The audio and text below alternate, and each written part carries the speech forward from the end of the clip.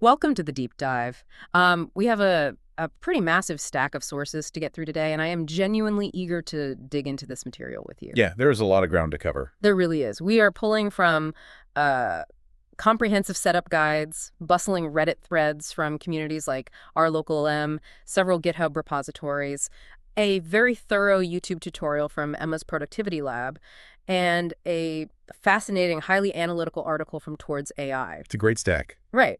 And our mission for this deep dive is to uncover how a framework called OpenClaw is fundamentally altering the architecture of local AI. It's shifting it from a passive chatbot interface into an active, persistent cognitive system that actually lives on your computer. It really represents a significant architectural pivot in how we integrate these models into daily workflows. But before we get into the mechanics of that gateway architecture, I think we need to address your initial read on this source stack, because you started out looking at this from a fairly critical angle. I did. I totally did. And I think it's worth putting that context out there for you listening. When I first encountered the OpenClaw repositories and all the hype surrounding it, I was highly skeptical. Wrapper fatigue. Exactly. We see a new wrapper or a custom prompt interface hit GitHub like every week. I assume this was just another thin client that sits in a browser tab and shuttles API calls back and forth. I was totally burned out on it. But digging into the actual system architecture in these sources, particularly how it handles local I/O, it completely shifted my perspective. I am officially a believer. Which is a fun pivot to see. Yeah, but while parsing the data, I actually ran into a rather entertaining anomaly in the stack. I don't know if you caught this. Oh, the naming collision. Yes, there are actually two entirely distinct pieces of software operating under the name OpenClaw in our sources. The source material definitely presented an interesting data collision there. It really did. So one of our Reddit sources was pulled from a community called RG353V. I started reading through it, expecting, discussions on AI agent memory management, but instead I found a group of retro gaming enthusiasts furiously troubleshooting a resolution bug. On Linux handhelds, right? Right, on their retro consoles. They were discussing a multi-platform C++ reimplementation of a 1997 pirate-themed platformer game called Captain Claw. The whole thread was this deep debate over whether or not to toggle a specific full-screen flag in the config file to fix an aspect ratio issue. Which, to be fair, is a brilliant piece of open-source video game preservation. It is. But to gracefully clarify for our listener, while that retro platformer is a great project, today's focus is strictly on the AI agent framework that shares the exact same name. We are analyzing the system that currently boasts over 259,000 stars on GitHub, making it honestly one of the fastest adopted open source tools we've seen this year. Okay, let's unpack this. We have hundreds of thousands of developers migrating to this framework. To understand the utility here, we really have to look at how standard models actually operate. The Towards AI article framed this perfectly by describing standard models as brains in a jar. That's the exact phrase they use. Because they possess immense analytical capability and vast training data, but they are entirely isolated. The moment you close your browser tab, that instance ceases to exist. It's gone. Completely. You open a new session, and you are starting from a blank state. You have to rebuild the context, re-upload your files, redefine your parameters every single time. And that lack of persistence is the primary bottleneck for power users. What OpenClaw introduces is an architecture that effectively gives that brain in a jar hands and eyes. It bridges the gap between the reasoning engine and your local environment. Because it's not a web app. Right, instead of a web application, OpenClaw runs as a persistent background daemon. It binds specifically to port 18789 on your machine. By maintaining that continuous background process, it creates a bidirectional gateway. It connects your selected model directly to your local file system, your terminal, and your communication protocols. Slack, Telegram, all of it. Exactly. It interfaces seamlessly with Slack, WhatsApp, Discord. It doesn't just generate text in a vacuum. It observes your actual operating environment. Which fundamentally changes the dynamic. It's a daemon that is always running, always available, and actively hooked into the tools you are already using. And to conceptualize how this architecture is structured, the community and the original developers use a very specific framework. The pet lobster. I love this analogy. It is a surprisingly robust analogy for understanding the component parts of the system. The history behind it is actually pretty interesting, too. The software wasn't always called OpenClaw. The original commits show it was named ClaudeBot and later MoltBot. The Anthropic issue. Right. The sources note that Anthropic's legal team got a bit protective over the trademark similarity to their Claude models, which forced the final pivot to OpenClaw. But the crustacean logo and the lobster terminology remained deeply embedded in the documentation. So let's break down this pet lobster philosophy as detailed in the Towards AI piece, because it perfectly maps to the technical setup. I find it's the best way to visualize the modularity of the system. First, the lobster requires a tank. In our context, the tank is the host environment, your local machine or a dedicated virtual private server where the OpenClaw daemon runs. It is entirely self-hosted. So you own the tank. Exactly. Second, the lobster needs food, which represents the intelligence layer. OpenClaw itself is model agnostic. It doesn't contain a neural network. You have to provide the inference engine. You can route it through an API to use Anthropic's Claude Opus 4.5 or OpenAI's models, or if your hardware supports it and the RLocal LL threads frequently cite rigs running 38 gigabytes of VRAM, you can run local models entirely offline via Llama. So the framework scales based on the quality of the food you provide it. Precisely. Then we have the rules, which define the operational boundaries and constraints you set for the agent. Following that is the memorial, which is the mechanism it uses to maintain state and avoid that session amnesia we discussed earlier. And finally, the lobster has a heartbeat. A literal pulse? A pulse that maintains a continuous loop, allowing it to execute tasks asynchronously, 24/7, regardless of whether you are actively prompting it. That combination of persistence and autonomy is what elevates it from a standard query tool into a digital collaborator. It essentially becomes a digital roommate. Here's where it gets really interesting, though. When I was first reading about the memory component, I was fully expecting to see a complex tech stack.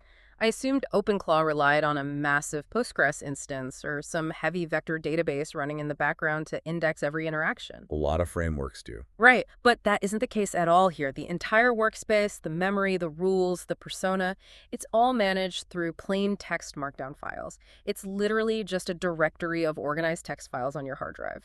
And that architectural decision is arguably the most elegant aspect of the framework. By avoiding a heavy database, they reduce the computational overhead and drastically increase transparency. Let's examine the critical files outlined in the setup guides. Let's do it. The core file is soeol.md. This document dictates the agent's fundamental personality and operational baseline. Whenever the daemon wakes up to process an event, it parses soel.md to establish its persona. The Towards AI article highlights a brilliant use case where a user simply wrote the word terse into their sol.md file. Just one word? Just one word. That single parameter globally altered the agent's output, forcing it to drop all conversational filler and deliver purely direct, minimalist responses across every connected platform. It's a prime example of how natural language is replacing traditional configuration syntax.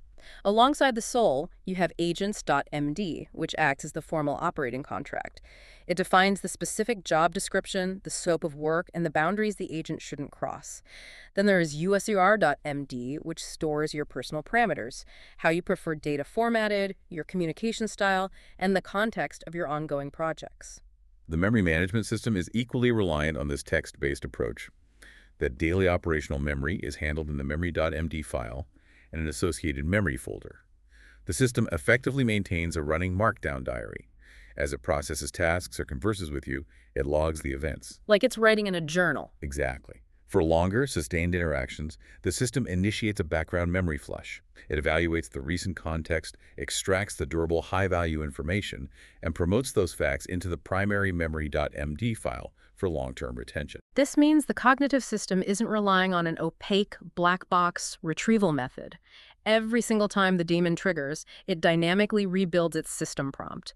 It reads its soul, reviews your preferences, scans its recent diary entries, and injects all of that context into the inference engine before taking an action. It is continuously reorienting itself. And it's entirely visible to the user. Yes. Because it's just Markdown, you have absolute administrative control. If the agent hallucinates a fact or starts referencing an outdated project parameter, you don't have to fight with a complex UI to fix it. You just open the Markdown file in Vim or Notepad, delete the erroneous line, and save the file. That level of direct human-readable state management is highly unusual in modern AI frameworks, and it solves a massive friction point for developers trying to build reliable agents. Now, regarding how the agent actually executes tasks, I noticed a recurring point of confusion across their Reddit setup guides. Users frequently conflate two distinct components of the architecture, Mhm. tools and skills. They sound similar, but they operate very differently. What helped me grasp this distinction was looking at the actual ClawHub repository documentation. The easiest way to conceptualize it is that tools are the hard-coded capabilities, the physical organs or muscles of the Lockster. Skills, on the other hand, are the markdown recipes or textbooks that instruct the agent on how to use those muscles. That is the exact distinction. Tools dictate the physical boundaries of the agent's capabilities within your OS. So looking at the built-in tools, you have the read tool, which grants file system access. You have the exec tool, which is a highly privileged organ that allows the agent to execute bash commands directly in your terminal. That's a powerful muscle. Very. Yeah. And there's the browser tool, which allows the daemon to spin up and control a headless Chromium instance to navigate web pages. Having those tools gives the agent the muscle to perform actions, but it doesn't inherently give it the procedural knowledge of a specific workflow. Just because it can open a terminal doesn't mean it knows how to manage a Git repository. That is where the skills architecture comes into play. A skill is simply another markdown file containing procedural logic written in natural language. The sources provide a highly practical example of this, a skill file designed for daily stand-ups. Oh, that's a great example. Right. This specific markdown file instructs the agent to use the exec tool to run a git log command, parse the recent commit history, format those commits into a concise bulleted list, and then use its messaging integration to send you that summary on Slack before your morning meeting. The skill provides the workflow, the tools provide the execution mechanism. And the scale of this ecosystem is staggering. The sources highlight that ClawHub currently hosts over 5,700 community-generated skills. They function like modular Lego blocks. If you need your agent to manage your Obsidian vault, you pull the Obsidian skill. If you wanted to triage your Gmail inbox, you drop in the Gmail skill. You are essentially assembling a highly customized operating system using natural language logic blocks. The modularity allows for rapid deployment of complex workflows without requiring the user to write any traditional code. However, the component that truly differentiates OpenClaw from a standard automation script is the heartbeat system. I was hoping we'd get to this. The heartbeat feature is where the architecture really shifts from a reactive tool into something genuinely proactive. This is the mechanism that allows the agent to act independently without being prompted. What's fascinating here is how it leverages traditional scheduling to create the illusion of continuous awareness. The heartbeat is driven by a standard cron job timer. You configure the interval perhaps every 30 minutes. When that timer triggers, the daemon wakes up, loads its context from the markdown files, and evaluates a specific file called heartbeat.md. And that file contains the triggers. Exactly. This file contains the environmental conditions or triggers you want the agent to monitor. It runs a rapid inference loop against those conditions. Yeah. If nothing requires attention, the daemon goes back to sleep, consuming minimal resources. If a condition is met, it initiates a workflow. The practical applications detailed in the sources are incredible. One user configured their heartbeat.md to monitor their staging server infrastructure. If the server throws a 503 error at 3 a.m., the heartbeat catches it during its next cycle. Because it has the context of what a 503 error means for that specific project, it proactively pings the user on Telegram with an alert and a proposed diagnostic command. Another compelling example involved financial monitoring. A user instructed the heartbeat to track market volatility, specifically setting a threshold for NVIDIA stock. If the price dropped below that specific marker, the agent automatically compiled a brief summary of broader market conditions and sent an alert. The user never prompted the system. The agent simply maintained its watch. And the capabilities are expanding rapidly. In the Our Local LLM thread discussing the recent version 2026.2.26 release, the community was heavily focused on the new Android Node integration. By linking a mobile device to the local daemon, the agent's heartbeat can now read real-time device status and parse active push notifications on your phone. It is no longer just monitoring web endpoints or local files. It has visibility into the user's immediate digital periphery. Which is an incredibly potent feature, but it forces us to critically evaluate the security posture of this framework.